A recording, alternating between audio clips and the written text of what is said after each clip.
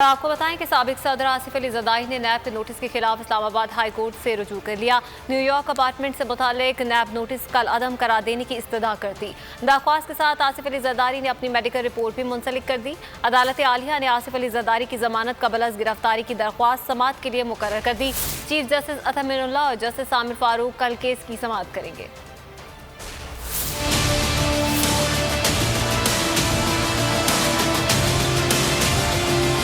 New York के apartments कहां से आए? नैब ने आसिफ जरदारी के खिलाफ नया पेंडोरा बॉक्स खोल दिया। साबिक सदर का जमानत कबल अज़ गिरफ्तारी के लिए इस्लामाबाद हाई कोर्ट से रुजू।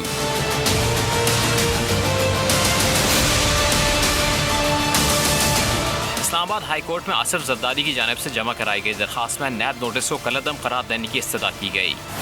दरख्वास्त के साथ ज़ियाउद्दीन अस्पताल की पुरानी मेडिकल रिपोर्ट भी मुंसलिक है और चेयरमैन नैब, डीजी नैब रावलपिंडी और तफ्तीशी अफसर को फरीक बनाया गया है। नैब की जानिब से 15 जून को आसिफ जरदारी को नोटिस जारी किया गया था, जिसमें 24 जून को न्यूयॉर्क के मुबैना अपार्टमेंट की तफसीलात जमा कराने की हिदायत की गई थी। आसिफ जरदारी पिछले 3 रोज से कराची के निजी अस्पताल में ज़ेर इलाज हैं।